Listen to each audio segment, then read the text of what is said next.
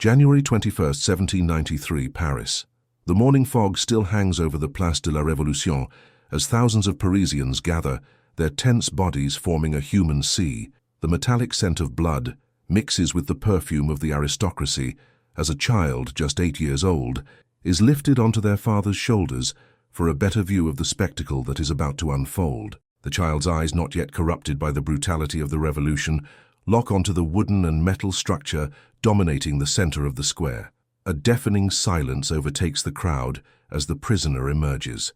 His steps are steady, defying the fate awaiting him. It is Louis XVI, the deposed king, walking toward his encounter with the blade. Voices fall silent, clocks seem to stop, and for one timeless moment, 20,000 breaths are held in unison. Then comes the sound, metallic, swift, final, followed by a single collective cry that pierces the cold morning air of Paris. The people of Paris had risen before dawn, moved by an invisible force compelling them to witness the moment the French monarchy would be literally beheaded, forever changing not only France, but the very collective psyche of its citizens. If you, like me, are drawn to real stories that challenge what the history books tell us, subscribe now so you don't miss the next chapters. And tell me in the comments which country you're watching from. I always read them. The evolution of execution spaces followed a chillingly theatrical logic. On May 10, 1794, the square was packed for an especially bloody day. 28 condemned prisoners awaited their meeting with the blade. The crowd, now accustomed to the spectacle, spread out in a semicircular formation, unconsciously positioning themselves like an audience in a theater. It was no accident. The revolutionaries understood the power of public performance. The scaffold, raised over 2 meters above the ground, ensured maximum visibility for thousands of spectators. This calculated height allowed even those in the back rows to witness the decisive moment. Engineers and carpenters worked under precise instructions. The guillotine had to be visible, but also imposing, a secular altar where the revolution consummated its union with death. Around this central stage, a macabre economy flourished. Street vendors sold miniature wooden and metal guillotines, some fully functional, slicing tiny dolls that represented aristocrats. Pamphlets detailing the crimes of the condemned were sold like theater programs. Families laid out blankets for picnics, eating bread and cheese while waiting for the main event. At the most important executions, windows and balconies with prime views were rented out for exorbitant prices. The physical layout was meticulously designed to maximize psychological impact. The path the condemned walked was intentionally long, forcing them to move through a hostile crowd. This route wasn't just meant to humiliate the prisoner, it was to heighten dramatic tension. When they finally reached the scaffold, the condemned climbed numbered steps, a visible countdown that intensified the collective anticipation. Ironically, this architecture of death followed the principles of neoclassical theater, unity of time, place, and action. In just a few minutes, within a confined space, a life ended while thousands of spectators took part in a ritual that, although called justice, had more in common with popular entertainment than anyone dared to admit. The theatricality of executions extended far beyond the final stage.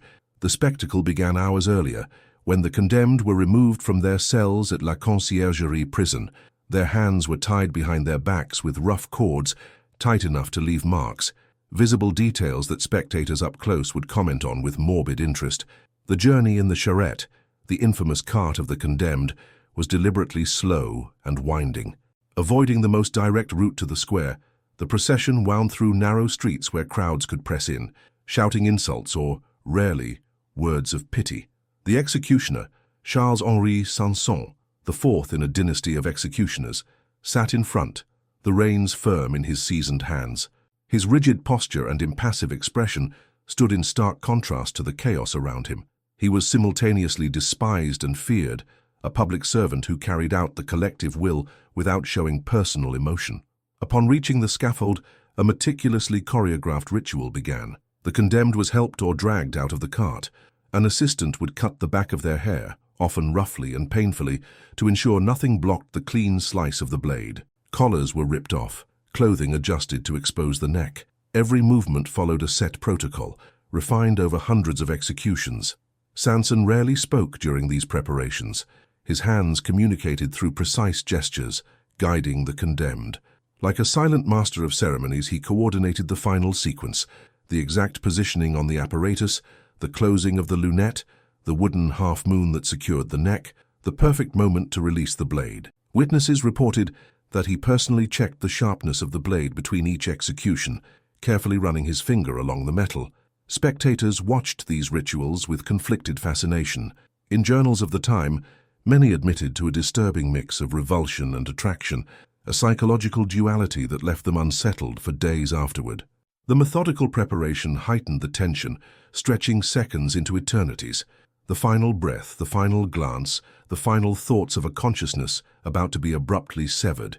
The ritual precision of the guillotine produced more than death. It created auditory memories that haunted spectators long after they left the square. On August 3, 1793, the execution of Jeanne Bécu, the Countess du Barry, and former mistress of King Louis XV, drew a particularly large crowd. Unlike aristocrats who faced their fate with calculated stoicism, the 50-year-old woman begged for mercy, her screams slicing through the tense atmosphere like invisible knives. The soundscape of the guillotine followed a macabre symphony in 3 distinct movements. First, the wooden slide, a harsh creaking as the mechanism was set in place.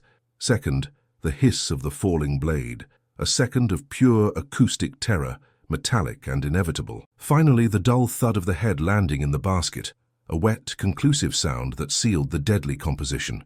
Doctors at the time noted how these specific sounds triggered physical reactions, dilated pupils, held breath, muscles locked in tension. Accounts from that day state that a woman fainted in the crowd, collapsing onto those nearby. Her son, around 12 years old, however, remained still, his eyes fixed on the guillotine, displaying that unnerving, childlike fascination that disturbed even the most hardened onlookers. As the mother was carried away, the boy resisted, determined not to miss a single detail of the spectacle. The sounds and images of executions didn't end when the crowd dispersed. Diaries and correspondence from the time reveal a widespread phenomenon, recurring nightmares involving the guillotine. Ordinary citizens described waking up drenched in sweat, the crash of the blade still echoing in their ears. Some developed specific aversions to metallic sounds or the sight of wicker baskets. Doctors documented cases of guillotine fever, a nervous condition marked by sudden jolts, insomnia, and an obsessive preoccupation with the back of the neck. Collective trauma also manifested in altered social behavior. Reports indicate that after several days of intensive executions, alcohol consumption in Paris rose significantly. Groups would gather in taverns, not only to discuss the events, but to numb the sensory memories that refused to fade. The guillotine, designed to kill instantly, left psychological wounds that would bleed for generations, creating a collective trauma inscribed into the very identity of the French people. The collective psychological scars caused by the guillotine were only part of a broader revolution, the disturbing intersection of science and punishment. Few know that the device was born not only as an instrument of egalitarian death, but as the product of extensive medical debate. Dr. Joseph-Ignace Guillotine, whose name ironically became eternalized in the device he sought to humanize, proposed the machine specifically to eliminate the prolonged suffering of previous methods. The guillotine's deepest irony lay in its scientific pretense. Designed by Dr. Antoine Louis, Secretary of the Surgical Academy, it incorporated advanced mechanical principles, the calculated weight of the blade, 88 pounds, the precise angle of its bevel, 45 degrees, the mathematically determined drop height, 2.3 meters. German engineers were consulted on the best steel to preserve a sharp edge through multiple executions. This fusion of precise engineering and mass death represented the paradox of the Enlightenment, reason in service of state violence. The most disturbing aspect of this chapter was the rise of a macabre scientific debate. Doctors positioned themselves near the scaffold, stopwatches in hand, closely observing the facial expressions of freshly severed heads. The most famous case involved the head of Charlotte Corday, the assassin of Marat. When the executioner's assistant held her head by the hair and slapped her face, witnesses swore they saw an expression of indignation cross her features. This observation sparked intense medical controversy. Dr. Pierre-Jean Cabanis argued that decapitation caused instantaneous death due to the rapid loss of blood pressure. Others, like Dr. Sédillot-Lejeune, insisted the brain could maintain consciousness for up to 15 seconds after separation. Some physicians conducted grim experiments, calling out the names of the decapitated and watching to see if eyelids or lips responded. The public absorbed these discussions with morbid fascination. Newspapers published speculative articles, interviewing doctors and executioners. The possibility that the condemned could witness their own decapitation, even for a few seconds, added an additional layer of psychological horror. The viewer now not only witnessed death, but was haunted by a terrible question. Was the head in the basket aware of its condition? This question tormented both ordinary citizens and the scientific community, turning the guillotine not only into an execution device, but into a disturbing laboratory of human consciousness. While scientists debated how long consciousness lasted after decapitation, another equally disturbing phenomenon unfolded in the shadow of the guillotine, the presence of children as regular spectators. June 1794 marked the height of the terror, with the Committee of Public Safety sending up to 35 people a day to the scaffold. During this bloody period, foreign observers increasingly expressed alarm at the number of children being brought to witness executions.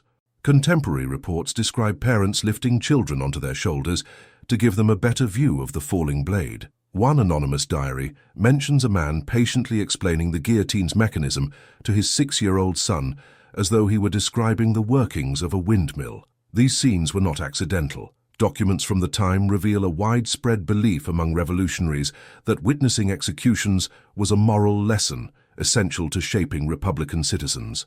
A Jacobin pamphlet from 1793 explicitly advised, "Bring your children to see the blood of traitors.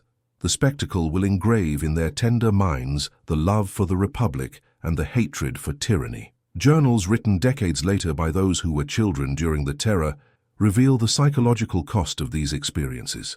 Marie-Victoire Monard, who was 9 when she witnessed multiple executions, wrote at age 67, "I still wake some nights with the sound of the blade in my ears. I've never been able to look at pruning shears without feeling nauseous." Another memoirist confessed to suffering from severe stuttering after witnessing the execution of Danton, a condition that followed him into adulthood. Psychological historians have identified these children as the earliest documented cases of what we now call childhood post-traumatic stress disorder. Common symptoms included recurring nightmares, regressive behavior, specific fears of sharp objects, and a morbid preoccupation with death. Even more significantly, as they reached adulthood during the Napoleonic era, this generation showed a remarkable tolerance for state violence and a tendency to resolve conflict through authoritarian means.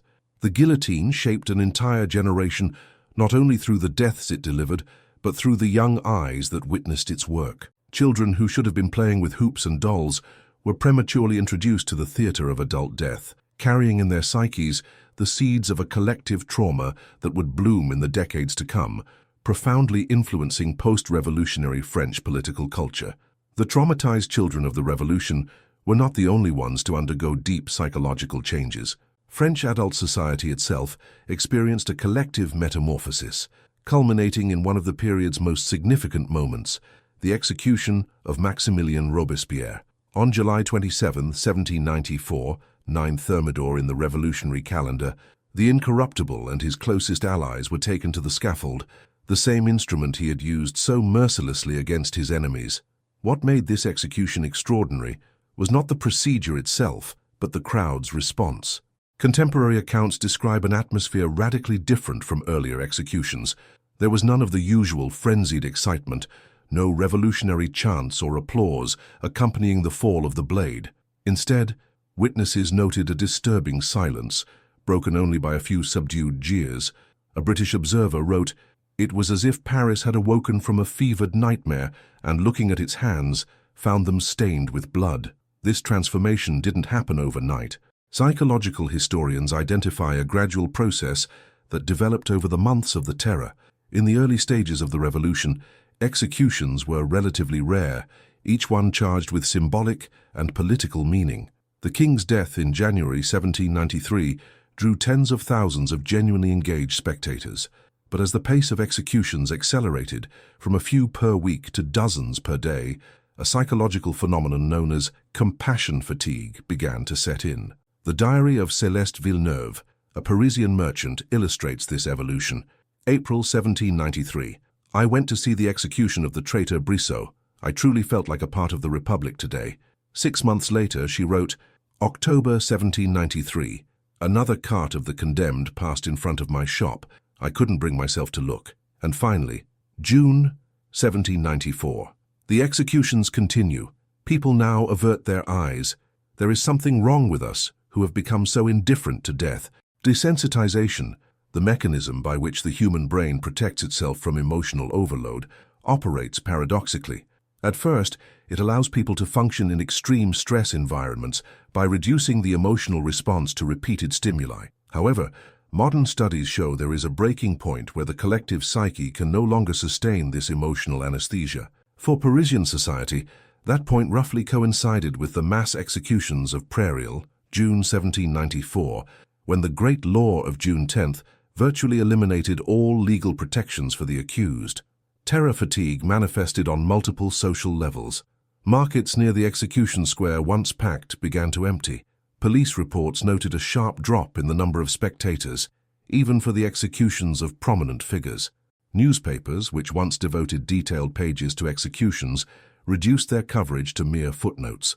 Perhaps most telling, the tricoteuses, the women who had become symbols of the banality of horror, began to disappear from the scaffolds. Robespierre's execution not only officially ended the terror, it also marked the moment French society began to collectively process its trauma. In the following weeks, the first public questioning of the morality of mass executions began to surface. Theatre, literature, and visual arts started portraying the guillotine not as an instrument of revolutionary justice, but as a symbol of excess and brutality. This psychological retreat from public violence did not mean immediate remorse.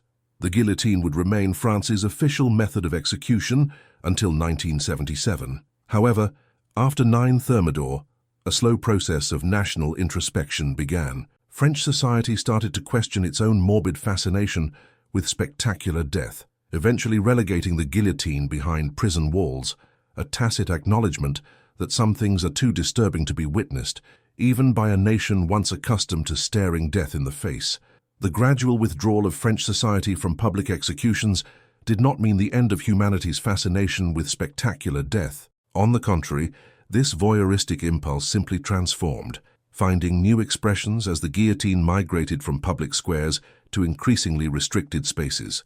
This evolution culminated in a decisive historical moment, June 17, 1939, when Eugène Weidmann, a German serial killer, was beheaded on the steps of the Saint-Pierre prison in Versailles, Marseille. It was the last public execution in France. The event, scheduled for dawn to minimize crowds, descended into modern chaos. Hundreds of spectators breached the perimeter, pushing for a better view. Women in elegant evening gowns, as if attending the theatre, mingled with workers in overalls. The crucial innovation, however, was on the rooftops and in nearby windows. Photographers with telephoto lenses captured the exact moment of decapitation. Hours later, unauthorized images of Weidmann facing the guillotine circulated in Paris newspapers, to the authorities' horror. The scandal was immediate. President Albert Lebrun, shocked by the photographs, signed a decree that same afternoon abolishing all public executions in France. The guillotine was confined to prison interiors, away from public view. Yet this act did not extinguish the desire to see, it merely redirected it. In the days following Weidmann's execution, newspapers that published the images broke sales records, suggesting that the privatization of executions had inadvertently created a new market for mediated voyeurism. This transformation perfectly illustrates the evolution of the public gaze on death. The 18th century spectator physically attended executions, experiencing them with all senses: the smell of blood, the sound of the blade, the energy of the crowd. The modern spectator, by contrast, consumes images of violence through layers of technological mediation, initially static photographs, then newsreels, television, and now the internet. Each new technology promises greater intimacy with the moment of death, while simultaneously increasing psychological distance. Contemporary psychologists identify in this transition a sophisticated form of collective dissociation. Technological mediation allows the modern viewer to satisfy morbid curiosity without directly confronting the ethical implications of their voyeurism. As philosopher Jean Baudrillard noted, the screen does not merely transmit violence, it anesthetizes it. Watching death on a screen allows for an experience that is both intimate and detached, intensely visual, yet lacking the full sensory impact. This evolution has not lessened our fascination. It has merely reconfigured it. Documentaries about the guillotine attract millions of viewers. Historical reenactments of famous executions go viral on digital platforms. Museums displaying original guillotines rank among the most visited in Paris. Our relationship with these artifacts is ambivalent. We publicly express revulsion at the brutality they represent, while privately consuming their images with thinly veiled eagerness. Neurologists suggest this contradiction reflects deeply rooted brain mechanisms. Neuroimaging studies reveal that violent imagery simultaneously activates areas associated with fear and reward, creating a complex psychological experience of both repulsion and attraction. This phenomenon, which researchers call aversive arousal, explains why we can't look away from disturbing scenes. Our brains are literally wired to pay attention to potential threats, even when mediated.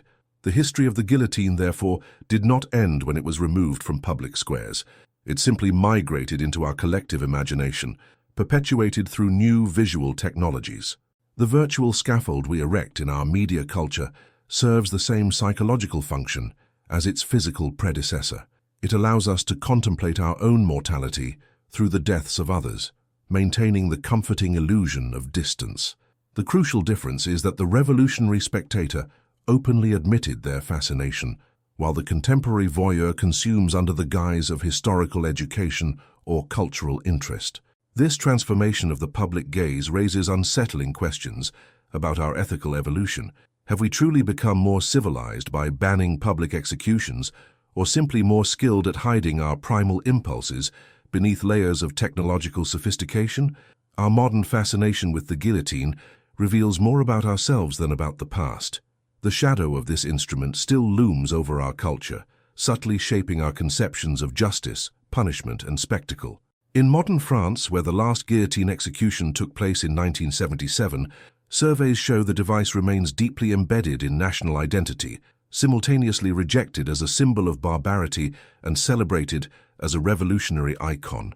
The fundamental paradox of the guillotine, conceived as a humane method of execution but transformed into an instrument of mass terror, continues to challenge our ethical understanding. This device, created to minimize suffering, ultimately maximized collective trauma, a contradiction that still resonates in contemporary debates on capital punishment and so-called humane penal systems.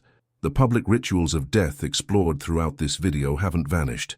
They've merely transformed. Our culture still performs justice through televised trials, sensationalist coverage, and fictional dramatizations. The psychological need to witness punishment, it seems, transcends eras and technologies, and so we conclude this journey through the darkest recesses of the human psyche. If you've made it this far, don't forget to subscribe to the channel for more content that explores the depths of history. Turn on the notification bell so you don't miss our upcoming videos,